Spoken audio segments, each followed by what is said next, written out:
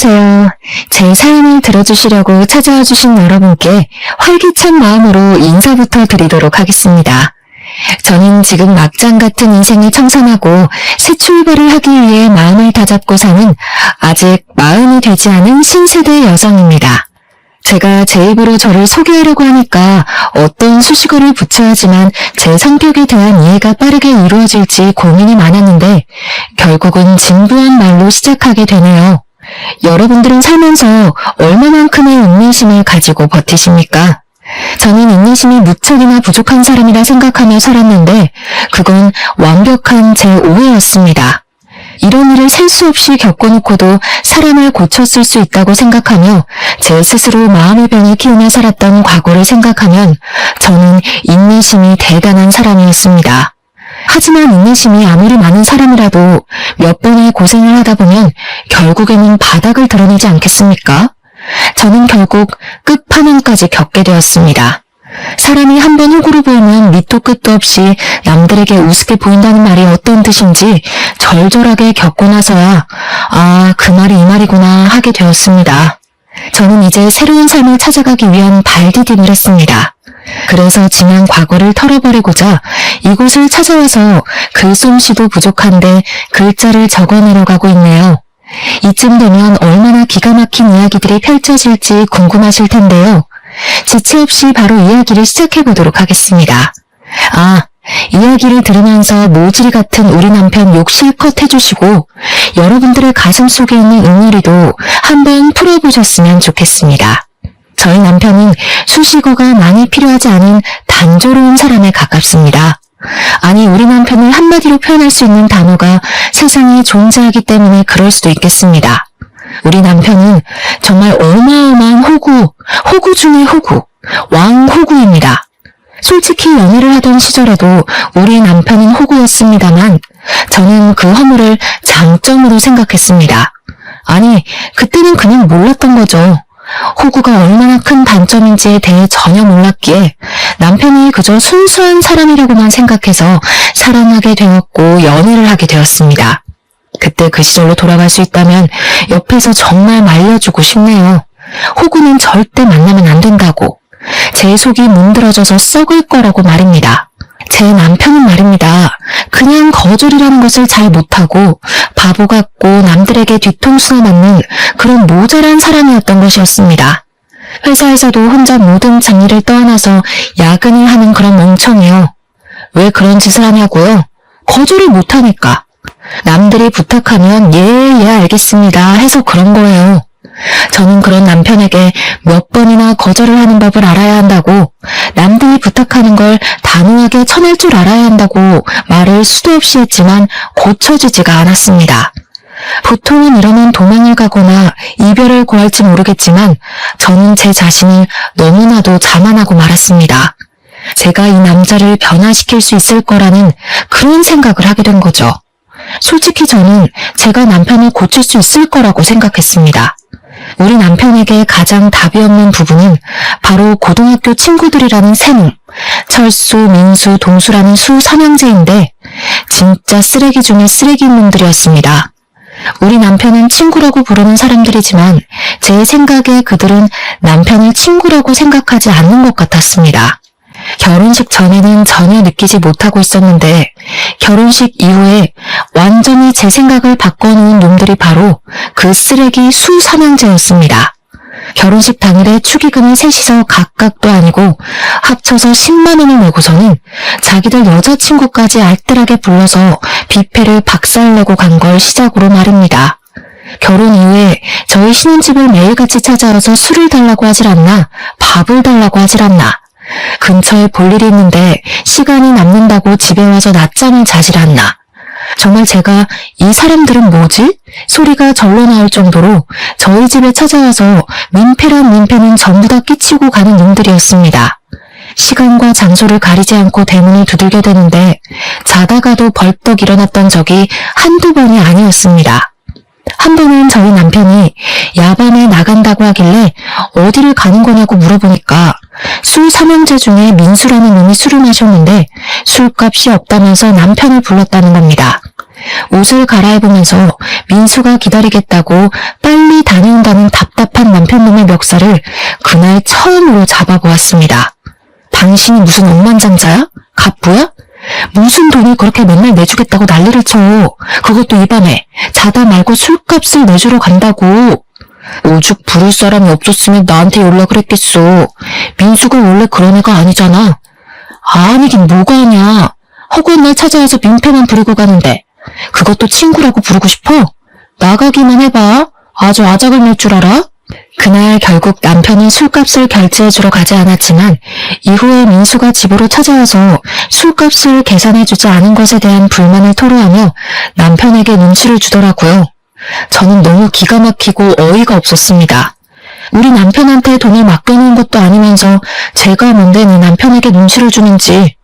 뿐만 아니라 집에 손님이 찾아왔는데 술상도 하나 내오지 않는 거냐면서 저를 마치 주막에 주무를 부리듯이 술상 가져오라고 눈치를 주는데 와 진짜 술병으로 머리 한 대 찍고 싶다는 생각이 절로 들더라고요. 저한테 술상으로 맛있는 안주 없냐면서 고기나 닭볶음탕 같은 거를 만들어 오라고 하더라고요. 웬만해서는 참아주려고 했지만 저에게 과한 것을 요구하는 그 인간에게 제가 뭐 예쁘다고 술상까지 내오겠습니까? 철수라는 놈은 만나기만 하면 자기한테 좋은 물건이 들어왔다면서 하나 장만하라고 남편을 꼬시는 다단계의 영업사원이었습니다. 동수는 말하기도 싫은 완전 센 양아치 중의 양아치였고요. 오갈 곳이 없다면서 갑자기 우리 집에 찾아와서는 하루만 자고 가겠다는데 남편은 이부자리 펴주더라고요. 오죽하면 그 셋이 전부 저희 집에 모여서 미친 듯이 술을 먹고 고성방가를 지를 때 제가 분위기를 싹 깨트리며 말까지 했습니다. 도대체 학창시절에 뭘 배우셨길래 이 시간까지 남의 집에서 이런 추태를 부르는지 모르겠네요. 동네에서 신고하겠어요, 시끄럽다고. 미안하지만 오늘은 다들 돌아가시고 다음부터 저희 집에서 이렇게 다짜고짜 모이는 일은 없었으면 좋겠습니다. 남편을 째려보면서 이야기를 하니까 남편이 머쓱하게 웃으면서 저를 말리는 게 아니겠습니까? 어쩌다가 학창시절 이야기도 하고 분위기도 좋으니 조금만 봐달래요 글쎄. 지 마누라 분위기 안 좋은 건 눈치도 못 채는 주제에 어찌나 말이 많은지. 남편이 친구들의 편을 들자 술삼형제가 기고만장해져가지고 저한테 한 소리 하더라고요. 죄수씨 정색하니까 정말 무서워. 쫄았네 나. 우리 적당히 놀다가 다 치우고 갈게요. 치우기는 개뿔. 처음에는 남편 생각해서 제가 조금만 불편함을 감수하면 되겠지 하고 생각했는데 이건 뭐 감수할 정도가 아니었습니다. 남편의 호구 같은 모습을 고치는 것은 둘째치고 수삼형제가 더 이상 우리 집에 찾아오는 일이 없었으면 좋겠다는 생각만 굴뚝 같았습니다. 이 모든 걸 다 당하면서 참고 사는 인간은 당신밖에 없을 거야. 그 인간들을 정리하든 아니면 이참에 나를 정리하든 둘 중에 하나만 선택해. 그래도 친구들인데 어떻게 오지 말라고 그래. 그냥 우리가 조금 불편한 걸 감수해내면 정신 나갔어? 그럼 그냥 나랑 끝을 내던가 아니면 저 인간들을 내 눈앞에서 사라지게 하던가. 우리 결혼한 지도 얼마 되지도 않았으니까 지금 끝내는 건 아무 문제도 없을 거야. 딱 정해. 어떻게 할래? 제가 진지하게 갈라선다는 말까지 뱉어내자 남편은 화들짝 놀라면서 앞으로 수삼형제를 집안에 들이지 않겠다고 저와 약속을 하게 되었습니다. 그 말이 제대로 먹힌 건지 뭔지 그래도 꼴에 친구랍시고 이혼하는 건 맞고 싶었는지 그 뒤로 수삼형제가 집에 방문하는 일은 사라지게 되었습니다. 뭐 밖에서 만나서 노는 거야 그냥 그러려니 하고 지낼 수 있었죠. 집에 오지 않는 것만으로도 살 것 같다는 느낌을 받게 되었거든요. 그런데 밖에서 만나니까 또 다른 문제들이 하나둘 눈에 보이기 시작하더라고요. 남편의 카드값이 심상치 않게 나오는 것이 아니겠습니까? 한돈 호구는 영원한 호구라고 했던가요? 딱 보아하니까 술값을 모조리 남편이 계산하고 있는 것 같았습니다. 도대체 그 나이를 먹도록 변변찮은 인간들을 뭐가 좋다고 만나는 건지, 저는 남편이 정말 그 친구들을 믿고 의지하는 건지 아니면 억지로 만나는 건지 헷갈리기까지 했습니다. 카드값이 제가 허용할 수 있는 기준치를 벗어나게 되자 저는 답답한 마음에 남편에게 수삼형제의 흉을 보기 시작했습니다. 네 친구들은 돈이 없냐? 맨날 당신이 술값 계산하는 것 같은데 그게 맞아? 그러니 남편이 진짜로 수삼형제가 돈이 없다고 우물쭈물하면서 말을 하더라고요. 그런데 저희 아버지께서 공장을 하나 운영을 하고 계셨거든요. 남편이 저에게 은근슬쩍 친한 척을 하면서 동수놈이 취직이 안 된다고 저희 아버지 공장에 취직을 좀 시켜주면 안 되냐는 식으로 물어보더라고요. 저희 아버지 공장이 전문성을 띠고 있는 업종이기도 하고 자격증이 있어야지만 일을 할 수 있는 곳이기도 하고요. 그리고 청렴결백으로 운영을 해오신 분이세요. 저희 친정아버지야말로 존경받는 기업인으로 추대받아 마땅한 분이신데 그런 아버지께 취업 청탁을 그것도 할 줄 아는 게 없는 동수놈을 말입니다. 저는 남편을 아주 하찮게 바라보면서 우리 아버지 공장은 그렇게 청탁을 해서 들어올 수 있는 곳이 아니라고 딱 잘라서 거절을 했습니다. 어떡하지? 이미 말을 해본다고 했는데. 장인어른 공장이라서 취업 걱정 안 해도 된다고 큰소리 떵떵 쳤는데 장인어른한테 부탁 딱 한 번만 들어보면 안 되냐? 그래도 내 친구인데 해주시지 않을까? 우리 아빠 공장인데 왜 당신이 큰소리를 떵떵 쳐서 이사다를 만들어? 절대 안 되니까 그런 줄 알아. 그 뒤로 동수놈은 우리 집에 일부러 찾아와서 저 보라는 듯이 남편에게 눈치를 주는 말을 서슴지 않게 뱉더라고요. 제가 공장 취업은 절대 안 된다고 못을 박은 이야기를 동수놈에게 전달을 한 건지 뭔지 눈에 훤히 보이는 수틀림에 어이가 없어서 웃음까지 나오더라고요. 동수놈은 제가 아무런 반응이 없자 일부러 더 남편에게 비꼬아대면서 이야기를 하기 시작했습니다. 내가 말이야, 너도 알다시피 공부는 못했어도 일은 되게 잘하는 편인데 단순 노동 같은 거 말이야.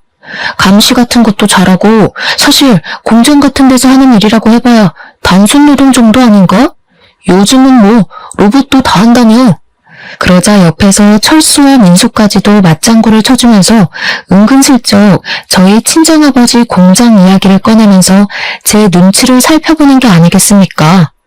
그러고 보니까 제주씨네 친정이 무슨 공장 한다고 그러지 않았었나?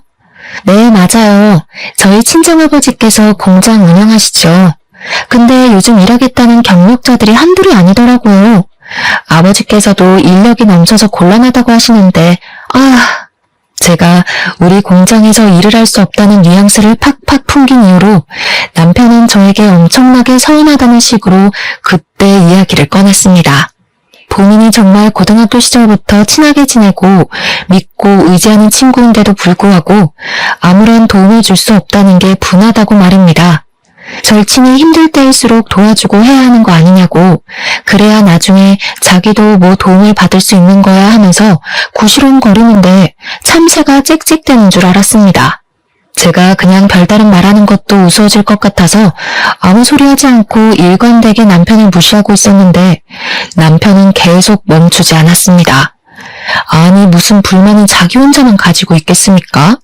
당연히 저도 불만이 넘치니까 남편을 붙잡고 결국에는 화를 냈습니다.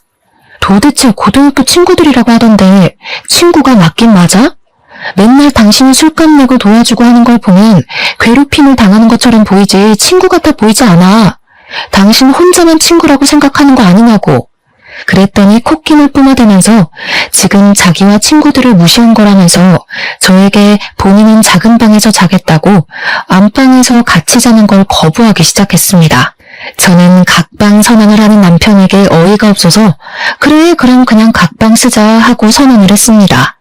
각방을 쓰게 된 지 6개월이 지나자 남편과 제 사이에서의 대화는 점점 사라지게 되었고 시댁에서는 저에게 왜 아이가 들어서지 않는지에 대해 궁금해하기 시작했습니다. 제가 굳이 남편이 각방을 쓰자고 한 것에 대해 변명을 해주고 숨겨야 할 필요가 있겠습니까? 그냥 시모에게 말을 해버렸습니다. 남편이 각방을 쓰자고 해서 지금 따로 자고 있다고 하니까 남편이 화들짝 놀라면서 저를 있는 힘껏 째려보는 게 아니겠습니까? 도대체 자기가 그렇게 째려보면 뭐 어쩐다고 무섭기라도 할 줄 알고 그러는 건지. 각방을 쓴다니 그게 무슨 말이야? 너네 싸웠니? 저는 이때다 싶어서 그동안 남편이 호구짓을 하고 다닌 것과 저에게 동수의 공장 취업 청탁을 한 짓에 대해 낱낱이 고했습니다. 그랬더니 시모가 갑자기 남편의 등짝을 사정없이 때리면서 곡소리를 내는 것이 아니겠습니까? 너 아직도 그 날라리 놈들한테 꼼짝도 못하고 그러고 살고 있는 거야? 부탁할 게 따로 있지 취업 청탁을 부탁하고 그래. 걔네가 너 고등학교 때 얼마나 괴롭혔니 너를. 내가 속이 상해서 원. 아이고 우리 며느리 볼 낯이 안 선다 내가. 그러면서 시모가 제 손을 잡고 남편이 고등학교 때 그 수삼형제에게 얼마나 당하고 살았었는지에 대해 하나하나 말을 해주시는 게 아니겠습니까? 남편이 쪽이 팔린 건지 시모에게 그만하라고 소리를 치는데 저는 사건의 모든 것이 궁금해서 시모에게 계속 이야기를 해달라고 했고 상상을 초월하는 이야기를 전해 들었습니다. 그러니까 소위 요즘 말하는 학교 폭력에 관한 이야기들처럼 남편이 수삼형제에게 고등학교를 다니는 내내 괴롭힘을 당하면서 살았다는 것이었습니다. 성인이 된 이후에 우연히 만나게 되었는데 남편한테 잘해주니까 남편이 또 홀라당 넘어가서는 그놈들이랑 어울려 지낸다는 겁니다. 진짜 시모의 속마음이 얼마나 터져나갈지 100% 공감이 가는데 우리 남편은 팔푼이 같은 모습을 하면서도 자기 가족들에게만 자존심을 세우고 있었던 거죠. 사람이 허세가 있는 건 좋은 것이 아니지만 너무 없는 것도 사실 별로지 않겠습니까? 저는 남편에게 정이 팍팍 떨어지고 있었습니다. 시모는 제 손을 잡으면서 아무리 그래도 이미 결혼을 한 사이고 가족이니까 허물을 덮을 줄도 알아야 한다며 결국에는 남편의 편을 들어주더라고요. 각방 쓰는 걸 멈추고 부부 사이가 좋아지려면 아이를 하루빨리 가지는 것도 방법이라고 하면서 저를 설득하기 시작했습니다. 하지만 이미 저희 부부 두 사람 사이에는 돌이킬 수 없는 골이 존재하고 있었는데 그렇게 쉽게 모든 것이 해결되겠습니까? 그러던 남편이 어느 날 갑자기 저와 상의도 없이 갑자기 직장을 이직하겠다는 허튼 소리를 짓거리더라고요. 제가 어이가 없어서 남편에게 그게 무슨 말도 안 되는 소리냐, 지금 다니는 직장이 탄탄한데 굳이 다른 직장으로 이직을 해야 할 이유가 있냐고 말렸습니다. 그랬더니 이직을 하려는 회사가 미래 전망이 좋은 회사고 자기에게 승진도 보장이 되어 있다고 말을 하는 게 아니겠습니까? 세상에 어느 회사가 승진을 보장해준다는 건지 말이 안 된다고 생각해서 지금 다니는 회사나 잘 다니라고 했더니 자기가 하고 싶은 대로 하면서 살고 싶다는 겁니다. 아니, 제 맘대로 살고 싶으면 도대체 저랑 왜 결혼을 했는지, 저는 남편과 결국 서로를 가족이라고 생각을 하는 게 맞냐면서 대판 싸우기 시작했습니다. 제 말에 딱히 반박도 못하고 씩씩거리던 남편은 본때를 보여주겠다더니 정말 회사를 그만두고 이직을 해버렸습니다. 말도 안 되는 화장품 회사로 말입니다. 우리 남편은 스킨 로션도 구별을 못하는 사람인데 무슨 화장품 회사를 다닌다는 말입니까? 제가 어이가 없어서 그 화장품이 어떤 화장품인지는 알고 싶은 마음에 브랜드나 회사 이름을 말해보라고 했더니 절대로 말을 안 해주더라고요. 그냥 유명한 곳이다 라고만 하면서 비밀로 하길래 왜 비밀로 하냐고 닥달을 했더니 어차피 응원도 안 해줄 건데 싸우기 싫다면서 말하기를 거부했습니다. 그러더니 맨날 무슨 영업이다 회식이다 하면서 집에도 늦게 들어오고 술만 매일같이 마시고 난리도 아닌 겁니다. 거기다가 더 짜증이 나는 건 뭐냐면 이직을 한 이후에 생활비를 가져오지 않는 겁니다. 저희가 맞벌이 부부이다 보니까 생활비를 반반씩 각출해서 내고 있는데 자꾸 이번 달에 돈이 없네, 월급이 줄었네 하면서 돈을 덜 내거나 아예 안 가져오는 겁니다. 제가 어이가 없어서 더 이상은 이 작태를 참아줄 수 없다고 생각을 하게 됐죠. 다니는 회사에 대해 똑바로 말을 하라고 하면서 제대로 면접이나 보고 들어간 건 맞냐고 물었습니다.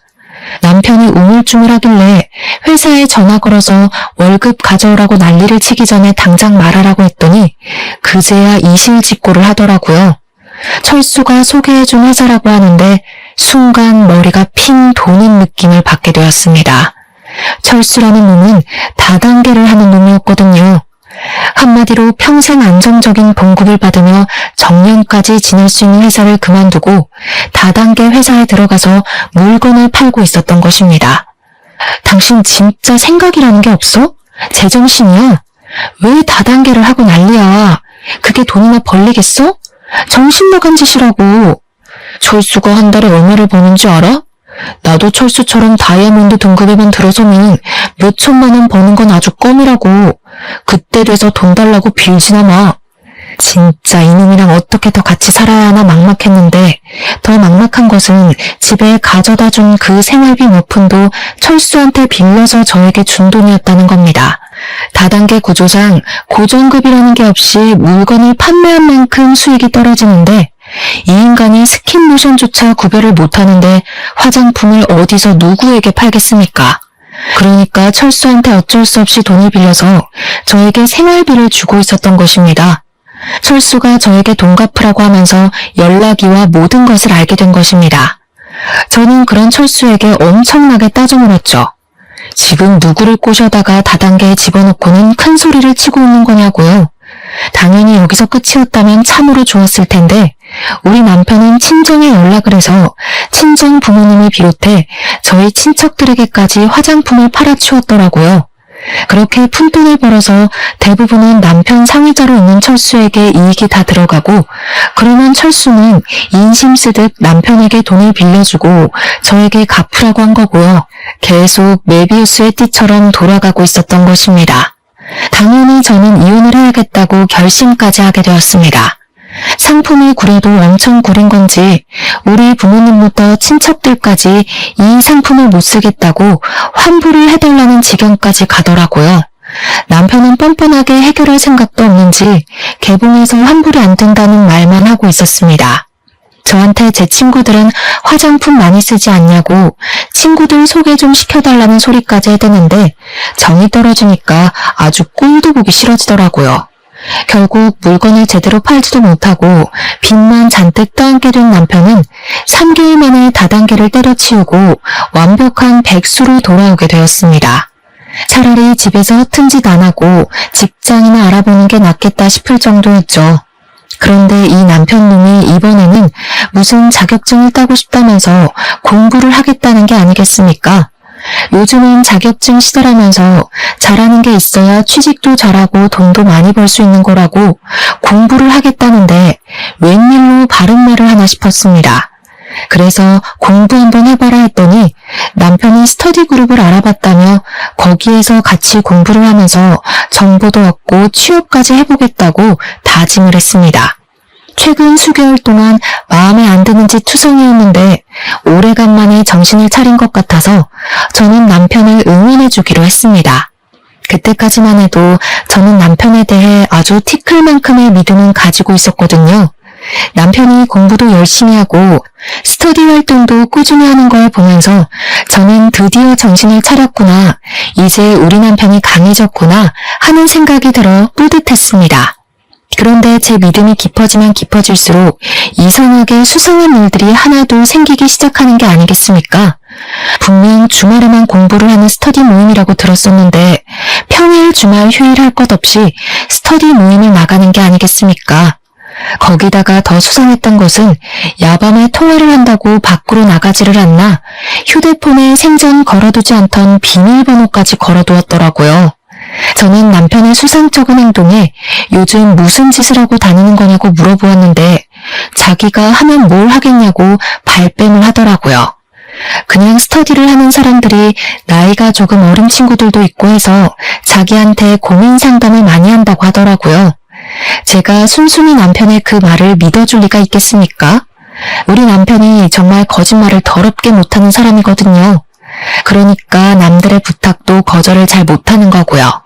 남편이 거짓말을 할 때마다 입이 마르는지 혀를 내밀어 침을 발라대는데 스터디 이야기만 나오면 시선을 어디다 둬야 하는지도 모르고 입술에 침을 계속 바르더라고요.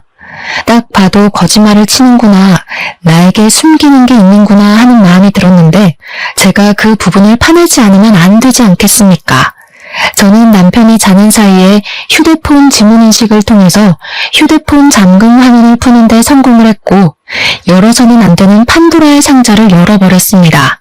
정말 그 밤에 소리를 지를 수도 없고 분노에 부들부들 떨면서 남편의 모든 메신저를 확인하고 저는 정말 경악에 휩싸이게 되었습니다. 휴대폰에 잠금을 해놓을 수밖에 없었던 이유가 있더군요.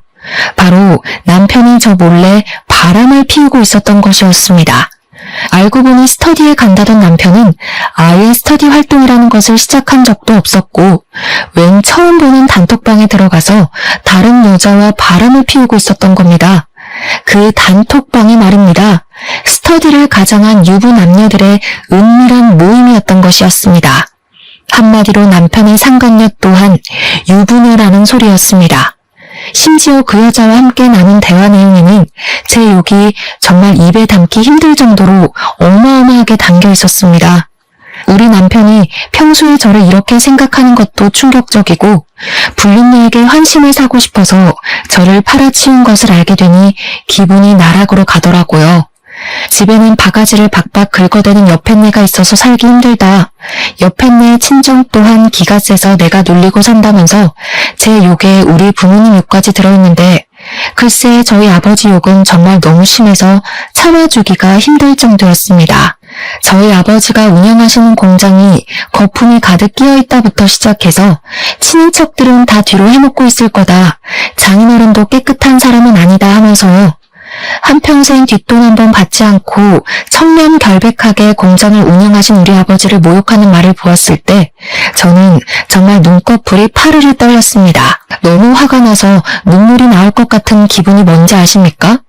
남편이 뒤척거림도 없이 씩씩거리면서 자고 있는데 정말 휴대폰으로 머리를 찍어버리고 싶었습니다. 남편이 평소에 저와 저희 친정에 대해 이렇게 생각하고 있었다는 걸 알게 되자 피가 차갑게 식었습니다. 더 웃긴 게 상간녀에게는 돈 많은 척 연기를 하고 있었더라고요. 집에 생활비 한 푼 가져오지 못하는 백수 주제의 말입니다. 심지어 상간녀한테는 자기가 한 달에 1,000만 원씩 저에게 생활비를 주고 있는데도 제가 돈 더 가져오라고 바가지를 긁는다면서 허세 가득한 문자를 보냈더군요. 한 달에 1,000만 원씩 가져다 주기만 하면 바가지는 무슨 바람을 피워도 그냥 모른 척 지냈을 텐데 백수 주제에 이게 무슨 개소린지. 상간녀도 그 실제 하지도 않는 돈이 필요한 건지 그런 와이프가 있으면 얼마나 스트레스를 받겠냐면서 위로해주는 척 사장 한 번 꼬셔서 인생 펴보라는 여운형이었습니다. 정말 그 상간녀도 끼리끼리라는 게 드러나는 부분이지 않겠습니까? 남편이 무슨 사장은커녕 아무것도 아닌 놈인데 그런 줄 믿고만 있다는 게 말입니다. 상간녀의 머리도 대단한 멍청이라는 게 증명되는 부분이었습니다. 저는 갱생이 불가능한 남편을 버리기로 결심했고 그날 남편의 휴대폰에서 보았던 모든 내용을 증거로 수집하기 시작했습니다. 휴대폰을 보다가 알게 된 사실이 하나 있었는데 그 유부 남녀의 모임에 남편을 초대한 사람이 다름 아닌 바로 동수였다는 것을 말입니다. 제 남편이 하다하다 친구의 추천으로 불륜까지 저지를 거라고는 상상도 못했는데 제대로 제가 뒤통수 맞은 거죠. 저는 이놈을 더 이상 봐주지 않고 제대로 참교육을 하기로 결심을 했습니다. 저는 다음날 스터디에 간다고 저의 눈을 바라보지도 않은 채 신이 나서 나가는 남편에게 쪽을 주겠다는 결심을 하고 계획대로 실행에 옮겼습니다. 저희 동네에 꽤 유명한 수제 케이크 집이 있었는데 거기서 미리 준비해서 맞춘 불륜 축하 메시지를 적은 케이크를 받아왔습니다. 솜씨가 좋아서 유명한 가게였는데 인기가 많을만 하더라고요. 제가 남편과 상간녀의 사진을 주고 얼굴을 케이크에 박아달라고 부탁을 드렸거든요. 정말 무슨 프린트를 해놓은 것처럼 남편과 상간녀의 얼굴이 케이크 전면에 붙어있는데 케이크 사장님께서 저에게 혹시 복수에 성공하면 이 케이크를 SNS에 올려도 되냐고 물어보셨습니다. 수제 케이크집 사장님 SNS 친구가 10,000명이 넘는다고 하길래 저는 냉큼 좋다고 말씀을 드렸죠. 이런 주문은 처음이긴 하지만 제 복수를 응원한다고 말해주시는 사장님 덕분에 기분 좋게 남편에게 어디냐고 연락을 보냈습니다. 남편은 당당하게 지금 스터디를 하고 있는 중이라면서 저에게 사진을 한 장 전송해 주더라고요. 한 10명 정도 되는 남녀들이 단체로 수업을 받고 있는 사진이었는데 저는 이미 이 모임이 어떤 모임인지 진실을 알고 있는 사람이 아니겠습니까? 이 더러운 남녀들이 전부 불륜관계에 있는 사람들이라고 생각하니 헛구역질이 나올 것만 같았지만 저는 태연하게 공부 열심히 하라고 답장을 보냈습니다. 스터디를 가장한 불륜 모임이라 스터디하는 척 연기를 하는 사진임이 틀림없었지만 저는 기꺼이 속아주기로 결심을 했죠. 남편이 안심을 하고 있을 때 제대로 뒤통수를 쳐야 저도 확실한 복수가 되지 않겠습니까? 어차피 저는 전날 이미 남편의 휴대폰을 뒤져서 남편이 어디에서 저 모임을 하고 있는지 장소와 시간까지 전부 알아두었기에 거침없이 남편을 찾으러 갔습니다. 솔직히 저도 심장이 두근두근하긴 했지만 이게 두려움에서 나오는 심장박동인지 아니면 복수를 하기 전 흥분해서 두근거리는 건지 알 수가 없었습니다. 정확한 것은 저의 목표는 오로지 남편에게 쪽을 주고 완벽하게 갈라서는 것. 그것 말고는 아무것도 눈에 보이지 않았습니다. 저는 소중하게 케이크를 들고 남편이 공부를 하고 있다고 위장한 그 스터디 장소로 찾아갔습니다. 구석진 자리에 불륜 남녀들이 한데 모여 하하호호 하면서 떠들고 있는데 얼굴이 경직된 상태로 성큼성큼 다가가니 남편이 저를 보고 동공지진이 일어나더라고요. 일어나지도 못하고 앉아있지도 못한 상태로 저를 보면서 어쩔 줄 모르는 모습을 보는데 와, 이것마저도 이렇게 정떨어지게 찌질할 수 있나 싶었습니다. 제가 여기까지 찾아온 게 어찌된 영문인지도 모르는 남편이 엄청 당황해하는데 저는 그 불륜 모임 사람들에게 태연하게 인사를 하고선 말했습니다. 제가 저기 앉아있는 저 새끼 와이프예요. 아, 그쪽이 제 남편 상간녀죠?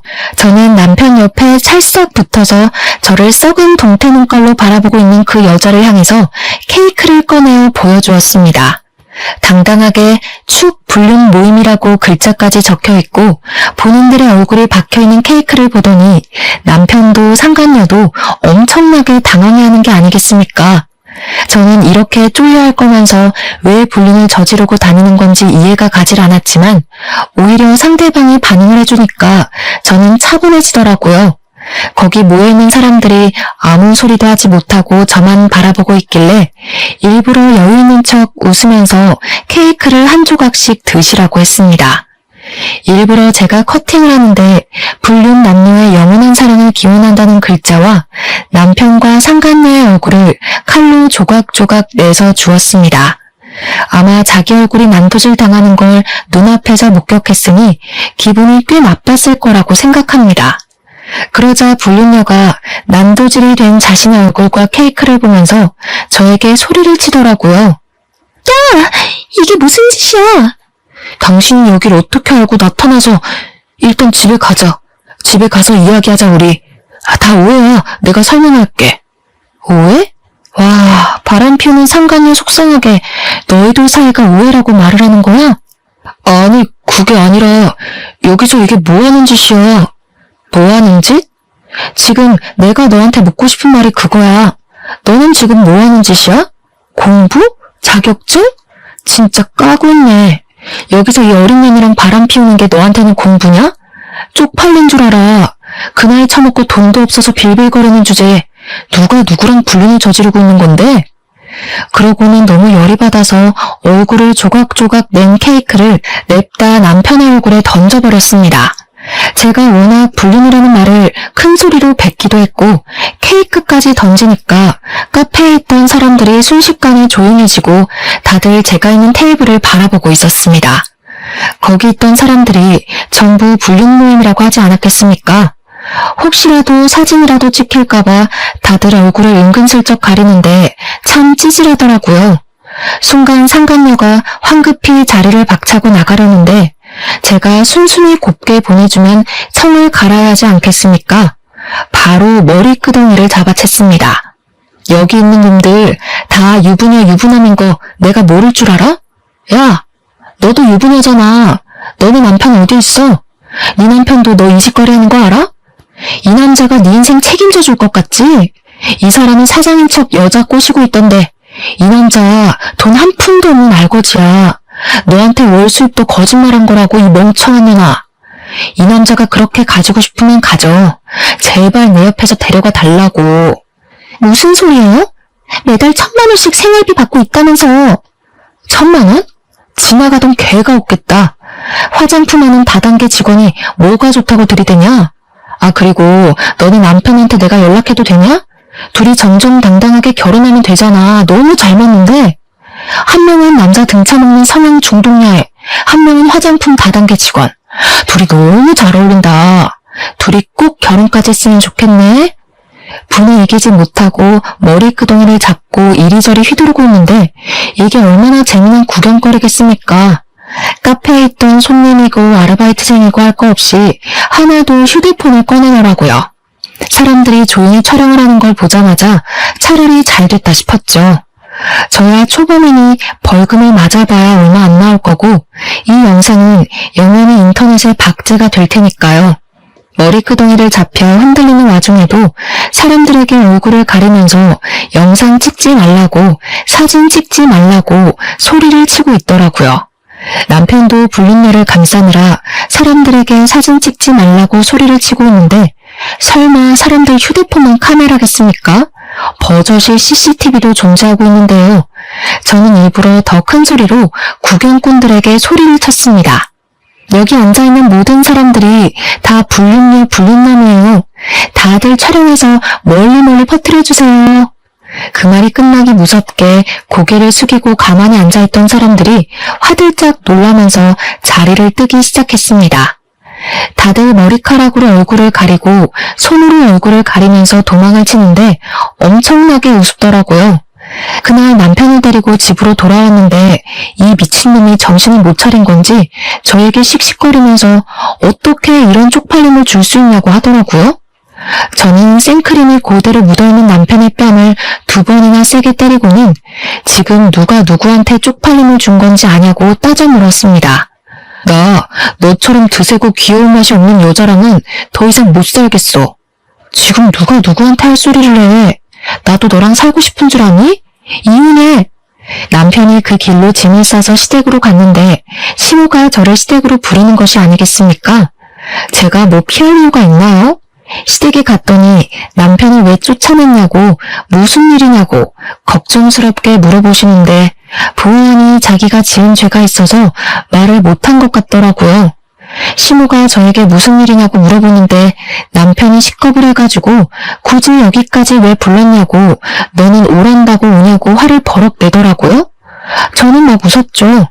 남편이 불륜녀와 저지른 불륜의 증거들을 싹 프린트해뒀었는데 이때다 싶어서 시부모님 손에 딱 쥐어드렸습니다. 시모가 한참을 그 프린트물을 보더니 바들바들 떨면서 남편을 향해 소리를 치셨습니다. 네 놈이 드디어 정신 나갔구나. 바람을 피웠어? 아니, 그거 다 오해라니까. 엄마는 내 편 들어줘야지. 편들기는 개뿔. 아주 당당하게 만나고 있던데요.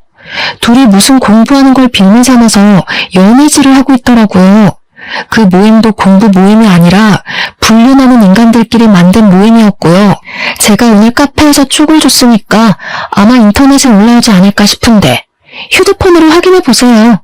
그랬더니 시부모도 남편도 휴대폰을 열더니 이것저것 검색을 하는 게 아니겠습니까?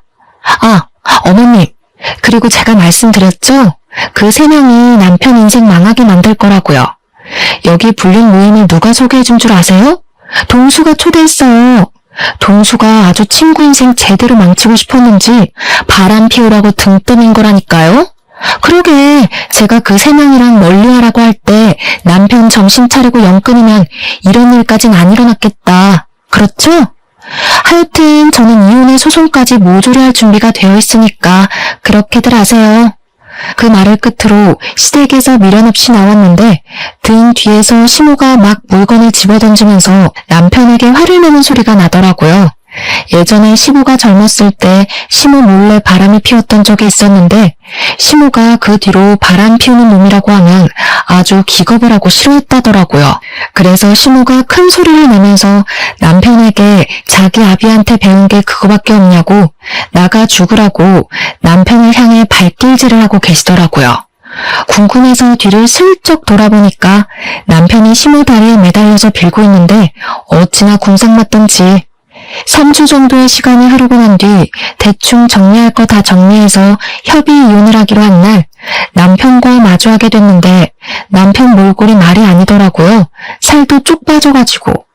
얼굴이 정말 죽을 상이 되어서는 저를 보자마자 눈물을 줄줄 흘리는 게 아니겠습니까? 갑자기 제 발 앞에 무릎을 꿇으면서 자기가 잘못했다고 이혼 안 하면 안 되냐고 하는데 뭘 잘못 처먹었나 싶었습니다. 저는 나름 그놈의 사정이 궁금해서 무슨 일이냐고 물어보았습니다.